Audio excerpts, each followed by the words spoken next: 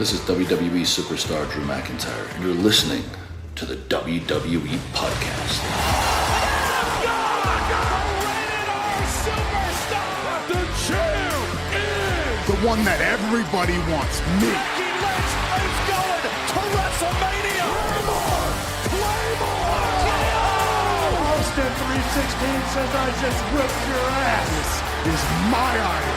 You're going to acknowledge me.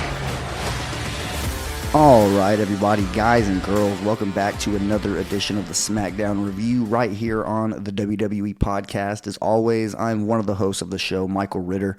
You can find me on Twitter at Michael5Ritter or on Instagram at MichaelRitter5. Also the host of the Football Function podcast, available on all of your podcasting platforms, including the one that you are listening to this show on, and also available on Patreon if you prefer an ad-free experience. No John Carrasco with me today. That's my typical co-host here on the SmackDown Review. He is going to a softball tournament in New Mexico, so he's not able to participate this week. I know that's a bummer for him. He was really looking forward to talking about SummerSlam, obviously, and just it being a go-home show, making our predictions. And so he never is a fan of missing, so it does suck for him. But good luck, John, on your softball game. Safe travels, obviously. But we're going to cover the SmackDown that aired on July 29th, 2002 from ATL, Atlanta, Georgia. Looking forward to this episode for sure, obviously it being a go-home show, but it really wasn't extremely noteworthy. Like, I feel like, obviously, the opening match, the good old Donnybrook, we'll talk about that to start the show, but that took up 28 minutes. That took up almost an entire quarter of the TV show. So, whenever something like that happens, obviously, the rest of the show seems to go by pretty quickly, but this episode, I'm not really going to focus too much on the down parts of SmackDown. I know this is a SmackDown review, but we're just going to get through it. I'm going to kind of just, run through this bad boy to get it out so you guys can listen to it before the show, but also because I'm going to be giving my SummerSlam predictions and a top 5 at the very end of the episode. So it's not necessarily going to be a shorter episode. I'm just not going to spend a whole lot of time talking about the ins and outs of SmackDown. But obviously, I'm going to break it down like I always do. So it's not going to be like we're going to be cutting any corners or anything like that. Just going to kind of preface it at the beginning of the show by letting you guys know kind of what we're in store for, because these SmackDowns that fly by like this, especially, whenever you have a match take up 30 minutes, just including commercial breaks, entrances, all that good stuff. The rest of the show seems to follow suit, and it ends up wrapping up pretty quickly, at least, whenever you're watching it in real time. But anyways, like I said, Donnybrook, that's where this one started. I really wasn't sure what to expect. I've never seen one of these matches before. I don't know if any of you have, but last week was the first I ever heard of it. So I really didn't know what to anticipate going into this match. But basically what it was it was set up like an Irish pub, pretty much. There was like a bar on the outside of the ring. There was all kinds of like kegs is what it looked like, just stacked up, kind of barrels is what the Michael Cole and Pat McAfee were referring to them as. So I guess we'll kind of just break down some of the highlights of this match, at least what I wrote down. There was a Future Shock DDT that Drew McIntyre landed on Sheamus. It was in a pile of chairs. That's kind of where I thought the match might end, but that was like at like the 8 or 9 minute mark. And this bad boy obviously went on for about 20 more minutes, so there obviously were some other noteworthy moments that happened. Like Ridge Holland got involved with the shillelagh, tries to take a shot at Drew McIntyre, but he ends up getting put through a table. Sheamus gets thrown into that bar that's kind of set up. It had like a picture of his grandparents. I think it was like his great-grandfather and his great-grandmother, but they were like, maybe Sheamus dressed up as like an old person. I don't really know. I didn't get that good of a look at him. But you can kind of tell what they were trying to do there. Butch even gets involved. He like tries to jump over or off of those barrels and takes out Drew McIntyre. But he himself ends up getting smacked with He smacks Drew McIntyre with the bar stool. Sorry, that was a little bit written weirdly there in my notes. But yeah, Drew McIntyre gets smacked in the back with a bar stool, and then somebody breaks out a massive shillelagh. Like, this thing was absolutely huge. It's probably like the size of a kendo stick, but a lot bigger and thicker than a kendo stick, and obviously gets hurt a lot, or it hurts a lot more if you get hit with this bad boy. But it ends up getting used on the Brawling Brutes. Drew McIntyre gets his hands on that, and he starts to punish his opponents with it like you would expect.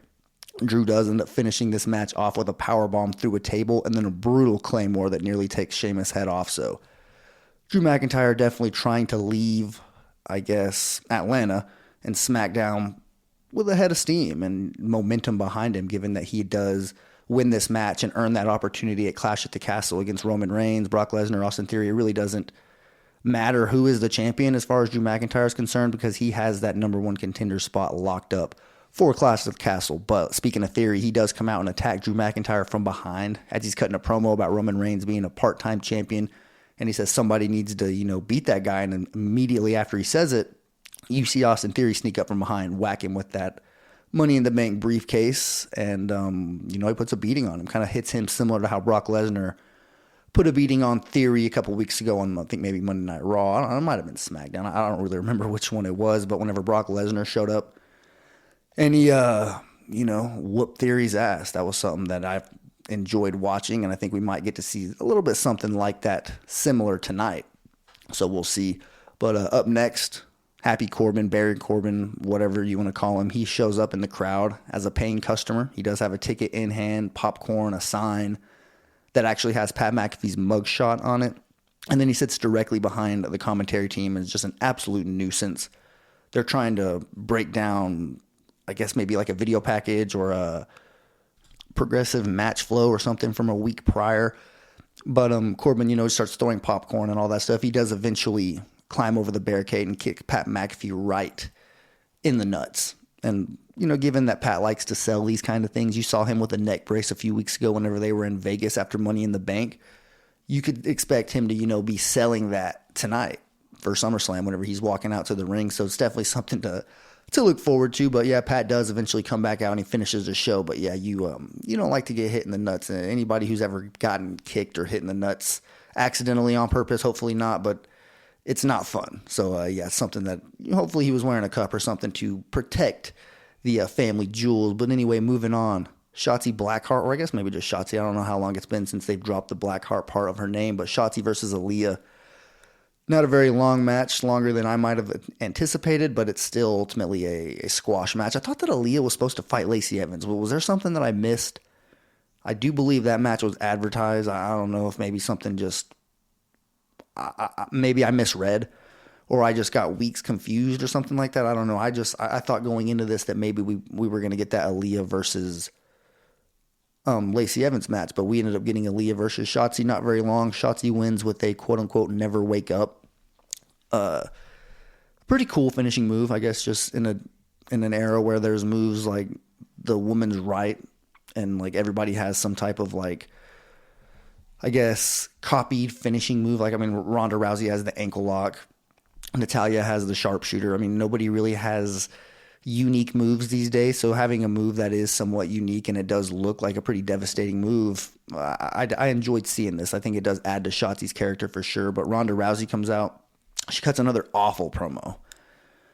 Seriously, this is starting to get pretty pathetic. Just her on the mic, just being honest. I'm not trying to, take a shot at Ronda Rousey or anybody who happens to be a Ronda Rousey fan. I'm just being objective here. It's like cringeworthy. Like you add Liv Morgan's credibility as champion or just her believability, her overall, I guess, potential as being a threat. Liv Morgan is somebody who I've said it as soon as she won the championship, or as soon as she won the SmackDown Women's Championship, I said that she was a very beatable champion.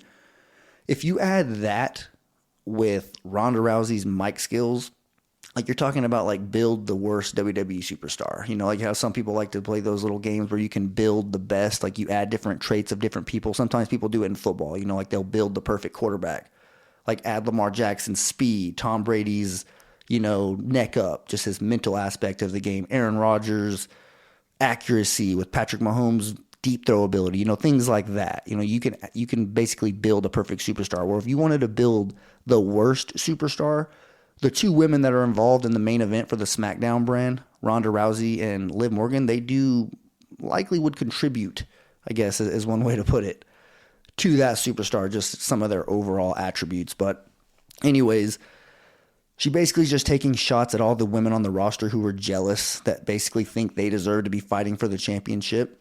And then she calls out Liv Morgan, who is her tag team partner in this match that was basically put together in a spur of the moment during a commercial break. Ends up being Ronda Rousey and Liv Morgan versus Natty and Sonya.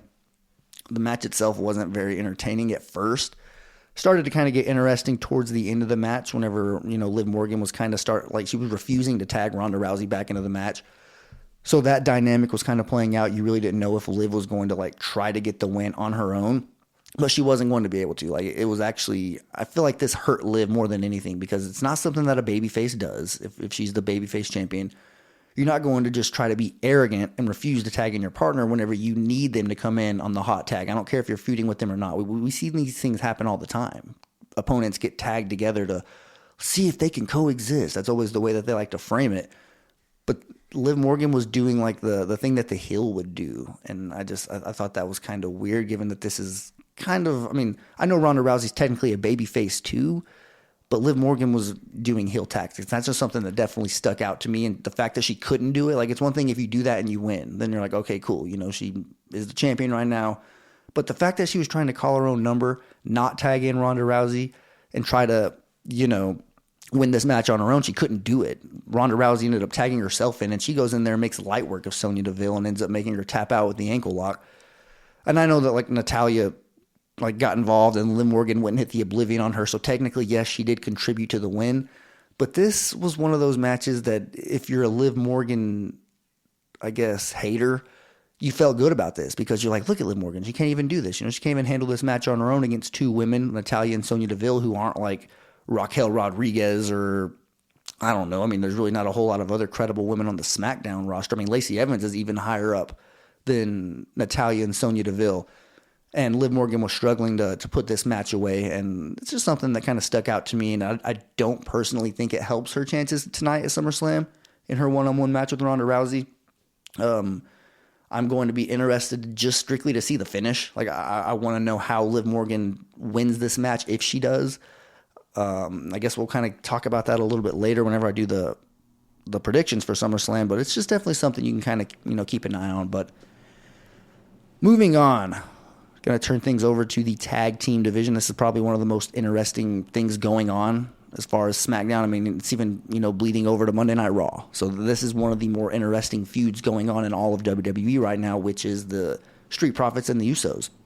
And this segment was titled The Referee Instructions. So basically, Jeff Jarrett was going to, say what he's going to allow, what he's not going to allow. And I was actually kind of surprised, what he said. I didn't know what I was expecting. I don't know why I was surprised. I truly didn't have any expectations. I thought it was going to be your typical special guest referee, whatever. They know he has a match with Ric Flair Sunday. So I think they're just maybe trying to get a little bit of the rub. I don't really know if that's the proper terminology for it, but I think Jeff Jarrett has definitely got his name in the news cycle right now. It's definitely a trending name in the wrestling world, given that he is going to be involved in Ric Flair's last match. So I just think the timing's kind of weird. That's all I'm going to say is that now they choose to randomly have him be a special guest referee. I don't know. It's just something I thought was a little bit interesting. But he comes out. He does give his instructions. He says, look, I'm going to let you guys basically go at it. I know you guys have a lot of animosity for each other. And I'm going to, let you guys have it out. In fact, if you guys want to go at it right now, go ahead. And he kind of just backs up and, they start talking. They go back and forth. And one thing I will say, the Street Profits, obviously, I mentioned they were in Atlanta. SmackDown was in Atlanta on Friday night. And typically on a small market or one of the areas that WWE isn't necessarily proud to go, they don't repeat where they are over and over again. And they were very frequently saying that they were in Atlanta. So as you know, an Atlanta fan, as you guys know I am, I enjoyed that a hell of a whole lot. And then seeing the Street Profits come out in their Falcons themed gear, a lot of people might not have caught that because there wasn't a Falcons logo on it or anything like that. But the number font, the 24 on Montez Ford's gear, he has 24 anytime they have their Street Profits jersey shirts that they wear no matter what. I've seen Miami Heat themed. I've seen, I think maybe Los Angeles Laker themed as well that they've done. But they did come out in Falcon themed just from the number font. That's all it was. And the color, obviously, red. But the other 24 on Montez Ford's shirt was the exact 24 that Devontae Freeman wore and a lot of other, Falcons players as well. But he's probably one of the more recent popular names. And it's just something that jumped out to me immediately. And just being completely honest, that definitely shot the Street Profits way higher up on my list. I got a picture with them last month. It was last month, I believe it was, whenever they came here to Amarillo. And, it's Street Profits are definitely a team that I am I'm high on, you could say to say the least. We want the smoke for sure over here, but they kind of go back and forth. They take some good shots at each other. They're basically just asking, hey, Jeff, will it be a disqualification if I punch Montez Ford and break his nose and have it bleeding all over the ring? They're referencing what happened on Monday Night Raw. And then the Street Profits, I feel like, get the better dig here when they say, hey, Jeff, would it be a disqualification if I punch Jimmy so hard his face paint comes back? And they start, impersonating the old Usos little entrance that they were doing. That was good stuff, I will say. And then obviously a brawl breaks out like you would expect. Jeff Jarrett does eat a super kick, though. Sells the hell out of it. It was one of the better, he did better at selling that super kick than literally about 85% of the roster. And I don't think that's an exaggeration. Obviously, Jeff Jarrett's a Hall of Famer, so it's not like this is somebody coming off the streets selling a super kick. This is somebody who's had a very, prestigious wrestling career. And just seeing him sell it like that, it caught me off guard. I was like, whoa, man, I really didn't expect that, but it was a hell of a job by him. And I am looking forward to that match more than any match on the entire SummerSlam card. Just being completely honest, that tag team match, I really feel like this is the two best teams in all of wrestling. And obviously I'm not a huge AEW fan. I don't even watch Impact or anything like that. But I just really think that, obviously the Usos and the Street Profits, as far as like momentum and kind of I guess if you factor potential into it, because that's really all the Street Profits have is like what they can be, and people are already calling for them to be split. So maybe you don't even put their name in that tag team hat right now as far as like projection going forward. But the Usos, their resume speaks for itself. They're on a hell of a tag team reign.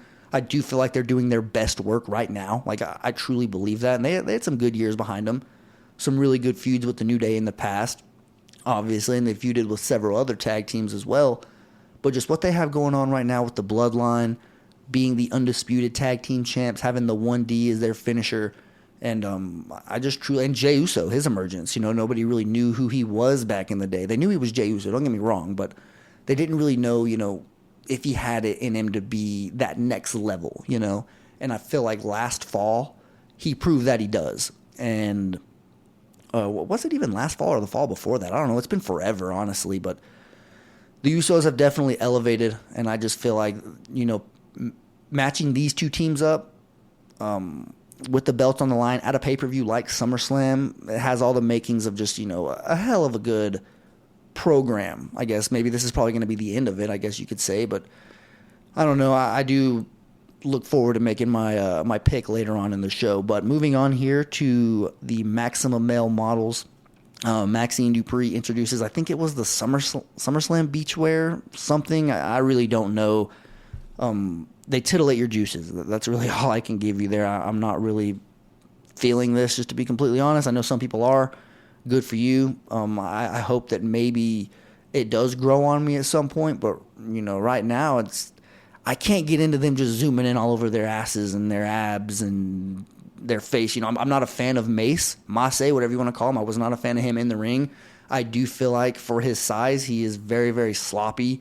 I don't know if like big guys aren't supposed to be like master classes in the ring or anything like that, but just like he like when you look at big guys, he's not one of the ones that, like when you think of Omos, like, okay, this dude's a big guy and he's going to do some very athletic stuff. Whenever you see Mace in the ring, it's like, it's one of those like fake big guys, like one of those big guys that you would expect to be like a badass on the football field, but ends up getting pancaked by like a 5'10" linebacker that just gets a good shot on him. That's kind of what I see with Mace. You've seen guys like this in the past, and that's probably why he cannot find a consistent gimmick. He was the commentator, right? Whenever he stood up to Brock Lesnar, ends up getting powerbombed or suplexed. I don't even know what happened, but he gets put down whenever he was on the commentary team. And then he comes back with Retribution. Do I need to say anything about that? It was an absolute flop and probably the lowest point in his career. And then you move on to whenever he was like a tag team with T-Bar, and I don't even know. He has not had a great WWE career, honestly, and I do feel like something better happened with this, because this is like in the No Way Jose type, I guess, tier or conversation category, in other words. In other words, like they're kind of setting him up for failure. Like I really don't think that this thing is going to be able to stick. We'll see how it transitions to in the ring because at some point it does have to. Mansoor as well. He's somebody that I feel like is Hulk Hogan over there, or John Cena, maybe might be a better reference. John Cena of Saudi Arabia, to somebody who is, the chosen one, the one that is the top guy wherever he was wrestling and getting to come over here and wrestle with WWE. I mean, he had his little tag team program, love-hate relationship with Mustafa Ali, and then now obviously this.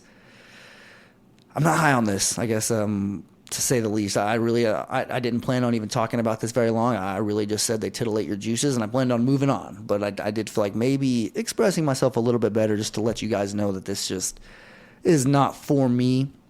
But moving on, Viking Raiders versus the New Day. The Viking Raiders win decisively with a vicious powerbomb, and they bring their shields into the ring and use them as a weapon to basically snap Xavier's ankle. Xavier is from Atlanta as well, so is Austin Theory. So we had a couple hometown guys on the roster tonight. But I will say I love when they do this, the whole ankle thing, because I will say, if you guys remember back in the Ruthless Aggression era, whenever Batista made his Evolution debut, right? Because everyone knows he was Deacon Batista. He had a couple stints that didn't necessarily work out early, like in 2002, but in 2003, whenever he debuted on Monday Night Raw with Evolution, there was like that bounty that Triple H had. It was a $250,000 briefcase with cash inside of it that said, whoever puts Goldberg on the shelf gets this cash. Anybody within the sound of my voice, doesn't matter who you are. And, for weeks on end, we had seen, people, trying to attack Goldberg in the parking lot, right? Like a car go by. Somebody trying to attack him backstage, and then Goldberg ended up, kicking their ass, and, so on and so forth. And then eventually Batista comes out. Batista bombs Goldberg, grabs that steel chair, puts it around his ankle, jumps off the top rope, and shatters his ankle, in kayfabe, obviously, storyline.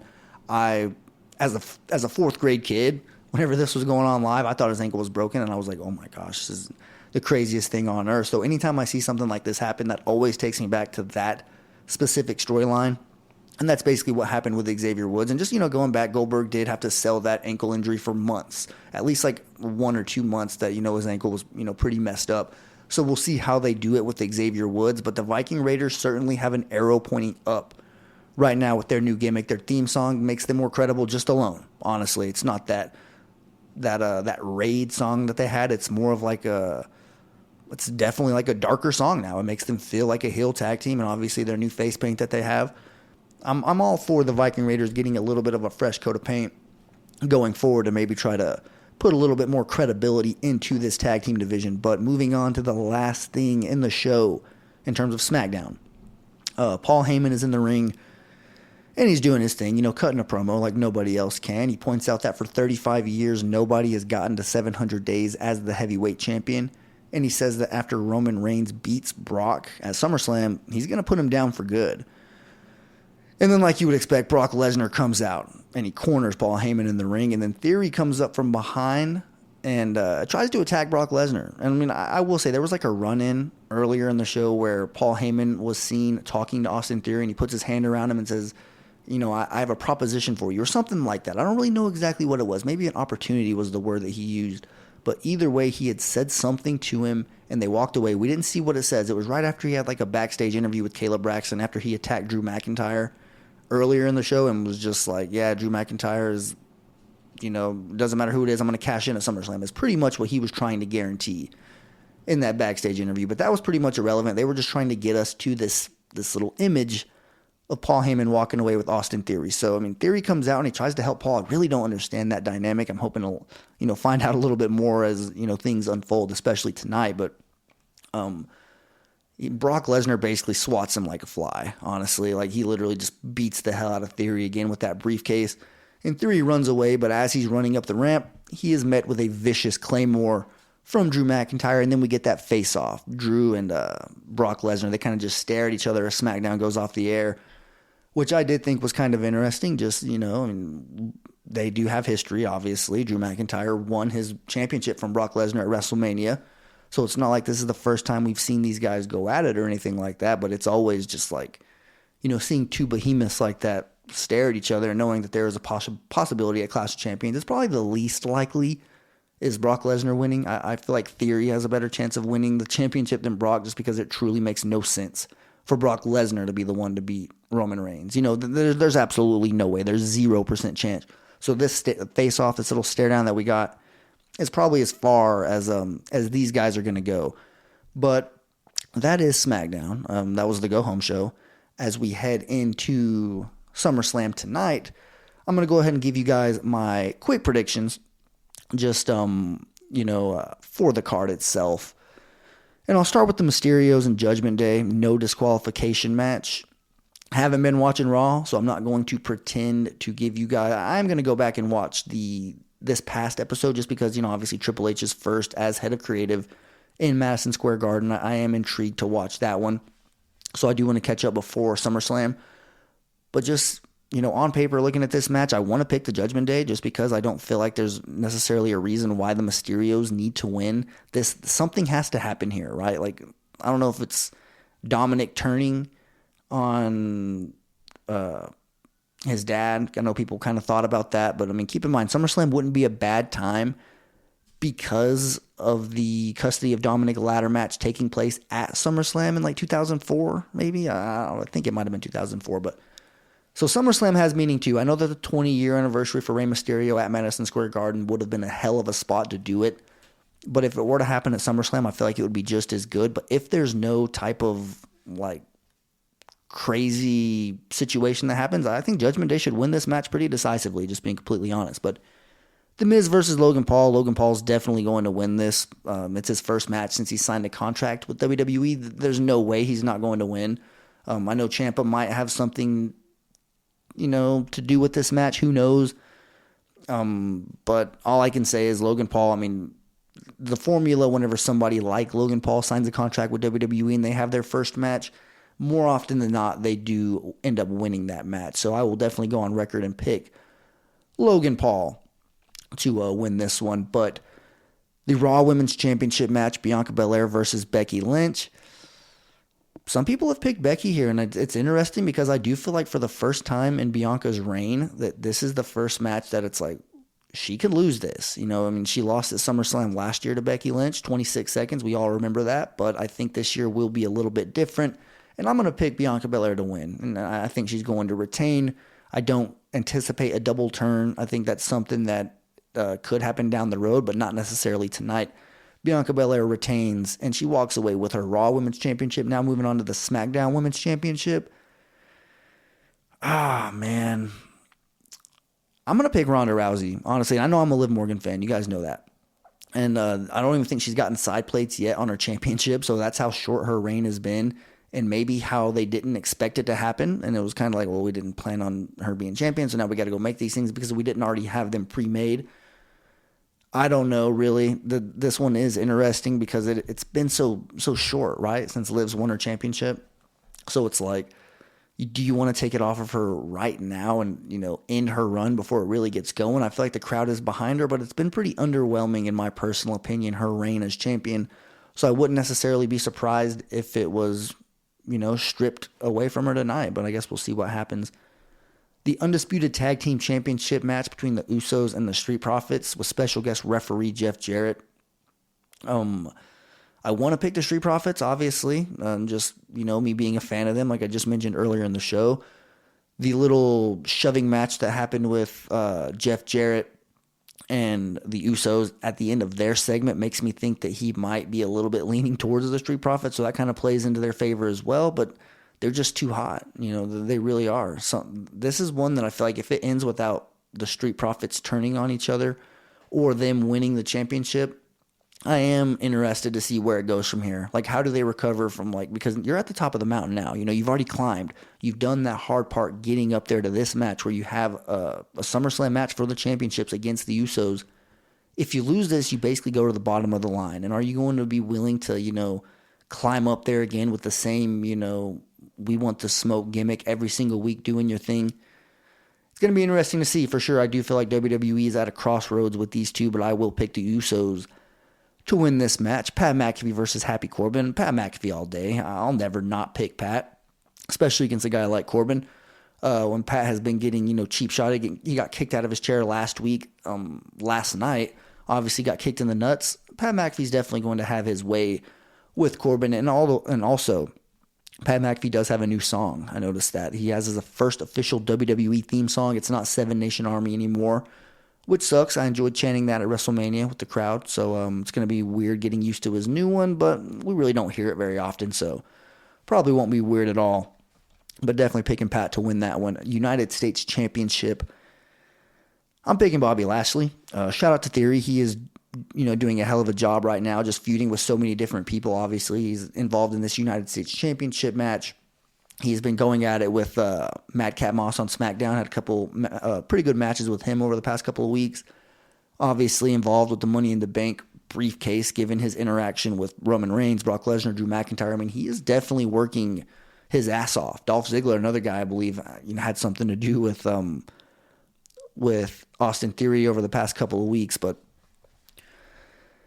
I don't think he's going to win this. I do feel like this is where they put an end to his United States Championship little era, that program of him, and he is moving on to bigger and better things. I don't know if he's going to cash in successfully. I definitely don't know if he's going to cash in at all tonight. We'll see. I think it would be smart to kind of continue playing with it, but he's definitely getting involved. A lot of airtime. They're shoving this.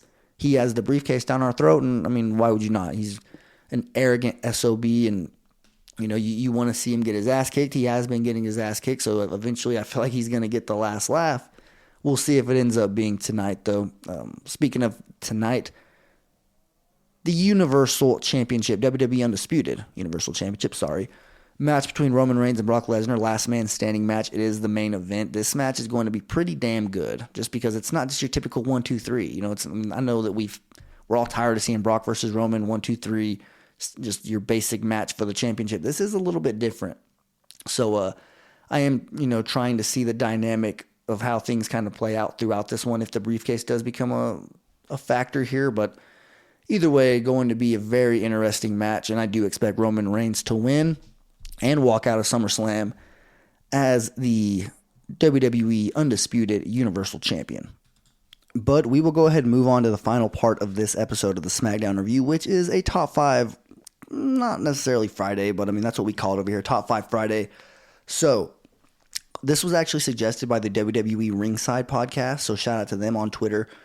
Basically asked me who I would like to see, in TV-14. I took it as people who were on the roster. I did, kind of think about it from the perspective of like wrestlers that aren't with WWE and maybe were at one point, like who would I like to see come back and do TV-14? But I kind of just did this one with the formula of people who are on the roster right now. Who am I excited to see under the TV-14 formula and no longer in the PG formula? And I feel like that was a hell of a question. So like I said, shout out to the WWE Ringside podcast. And I'll go ahead and start it off here. Number 5, Edge. Just number 1, his promos, right? Like how good he is on the mic. In this version of Edge, seeing him in TV-14, I feel like we would get a damn good promo every single week. And it's not like we don't already. Like I said, Edge is a hell of a guy on the mic. But getting him with the leeway that TV-14 would give, you would hear some pretty thought out shots. Like if he was a heel, the shots that he would take at his opponent would probably have a little bit of vulgarity into it. That's just something like what he is. That's what his character was when he was the rated R superstar. Before WWE went to PG and Edge was a heel, he 100% pushed that line. And I think that in 2022, it would be interesting to see. So I just, the fact that we've already seen it is why I put him at number 5, and the guys ahead of him are, they're younger. Some of them are. There's another one that's not, but they haven't been on TV-14 in WWE yet. So that's why I am excited to see them at some point, hopefully, get a chance. And number 4 is AJ Styles. He's the other older one. The only reason why is because he wasn't around in WWE before the PG era. We've only gotten to see PG AJ Styles. I want to see at least one run of TV-14 AJ Styles and just see what that character looks like, honestly, just because I'm intrigued. He had a hell of a run in TNA. I don't know what their rating was back in the day. I imagine it was probably the same as WWE, but either way, I would love to see him at the WWE under a TV-14 format. But moving on to another one, Kevin Owens. I'm a huge fan of him on the mic. I feel like he kind of goes off the script a little bit, or at least more than other people do. Maybe he's just an unscripted wrestler. Who knows? But TV-14 Kevin Owens would be damn good.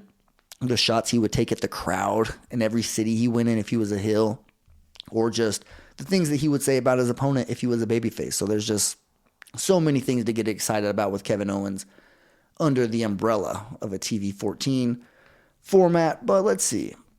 Moving on. So I have number 5, number 4, number 3.